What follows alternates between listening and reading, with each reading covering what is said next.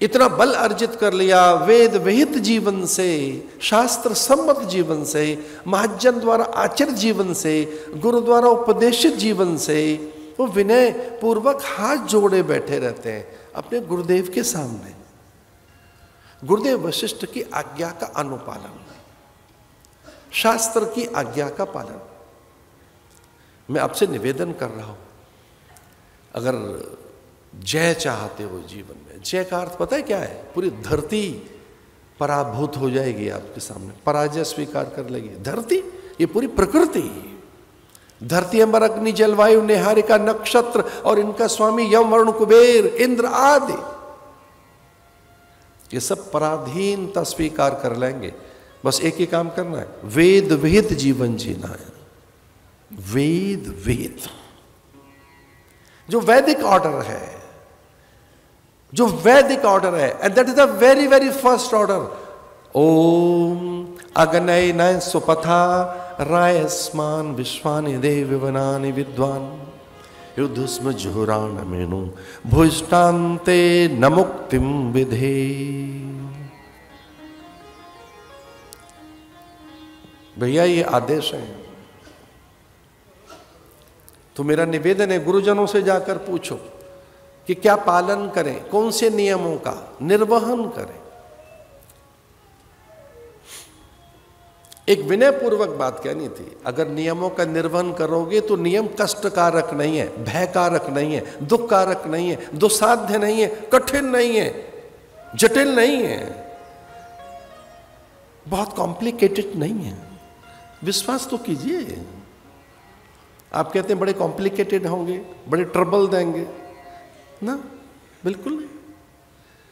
सांस लेने में कोई ट्रबल होती है क्या आपको? आप सांस ले रहे हैं, छोड़ रहे, ले रहे हैं, छोड़ रहे हैं। पानी पीने में कुछ कठिनाई है क्या? रसगुल्ला खाने में कोई समस्या है क्या? ना, अन्न लेने में, फल लेने में, रस लेने में, सांस लेने में, सच मानिए उससे भी सरल है वैदिक नियम, बड़े सरल, बड़े स्वाभाविक हैं। उसमें एक ही नियम है, पहला सत्यम वद धर्मम चर। प्रवृत्ति नहीं बनी है बस हमारी, हमने जटिल मान लिया है, हमने कठिन मान लिया है। जानामि धर्मम न च मे प्रवृत्ति, जानामि अधर्मम न च मे निवृत्ति। यथा नियुक्तोऽस्मि तथा करोमि। बहुत कठिन मान लिया है उसको। मतलब धर्म की बात है, वेद की है, उपनिषदों की है, गीता रामायण भागवत, ये भैया स्वामी जी कर लें हमारे, हम छोड़ो। घर के लोग बच्चे कहते हैं माता पिता कर लेंगे। अरे तो बहुत इजी है, बहुत सरल है, बड़ा सहज है। अपने स्वभाव में लौटना इससे सहज है क्या? दशरथ ही ऐसे महाराजा दशरथ,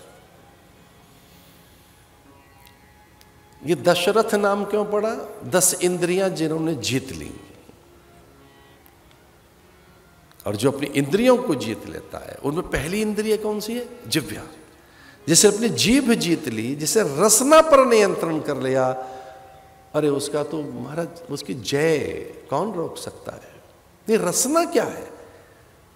इसी रसना तो रस लेती है, रसना से भोजन तो हम लेते ही हैं, पर रसना पर अग्नि का वास है। आपको भेद की बात बता रहे हम। अग्नि सबसे अधिक उदर में नहीं रहती, ध्यान रखना, क्रोध में नहीं है, काम में नहीं है, जठराग्नि में नहीं है, कामाग्नि में नहीं है, क्रोधाग्नि में नहीं है। अग्नि का वास कहां है? अग्नि का वास हमारी जिह्वा पे रहता है। ये जो लार है, स्लाइवा है, अग्नि यहां है।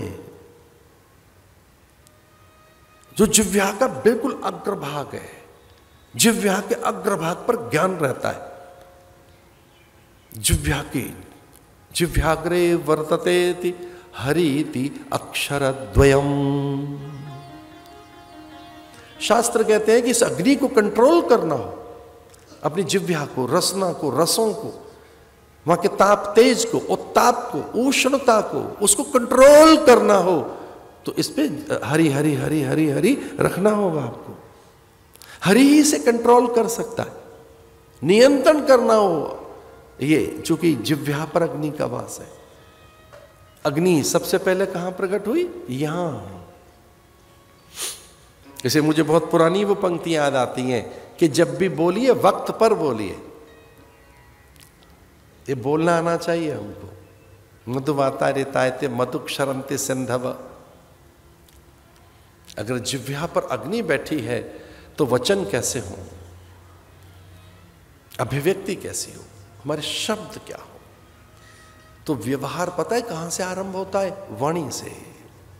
ये याद रख लो, लिख लो कहीं कि जी हम तो अच्छा व्यवहार करते हैं। अरे छोड़ो, पहले वाणी का व्यवहार तो सीखो। व्यवहार तो वाणी करती है पहले, हाथ बाद में करेंगे, पहला व्यवहार वाणी करती है। वाणी व्यवहार करती है, वाणी व्यवहार। वाणी से व्यवहार होता है, वक्तव्य से, वचनों से, शब्दों से। इसलिए पहला मंत्र ही अग्नि है। धीरज धर्म मित्र अरुणारी, आपद काल परखिए चारी। नारी अपनी प्राणों की आहुति दे देती है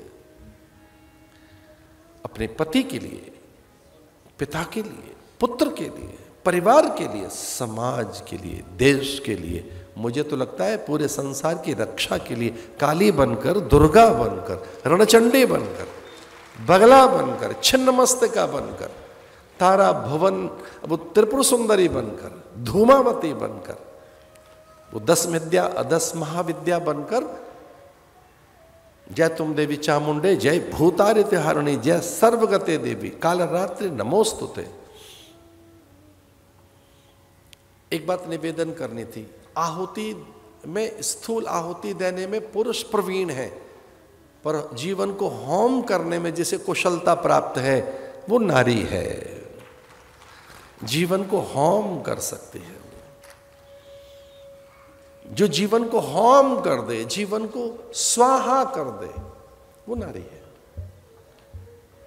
स्वाहाकार स्त्री को कहते हैं और आहुति है पुरुष। पुरुष आहुति देता रहता है और जो स्वाहा होती है वो स्त्री। स्वाहा कहने से अग्नि की जिह्वाएं, सप्त जिह्वाएं खुलती हैं।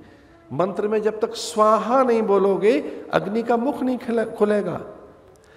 मंत्र में स्वाहा जरूर बोला करो, नहीं तो अग्नि का मुंह नहीं खुलेगा। स्वाहा स्वयं मंत्र एक, स्वाहा मंत्र का नाम है।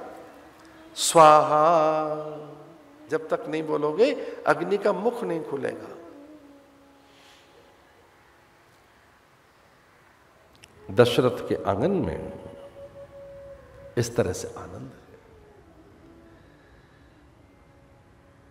लेकिन एक ग्लानि भी है, एक चुप्पी सी है, एक रिक्तता है, एक खालीपन है, एक अभाव है।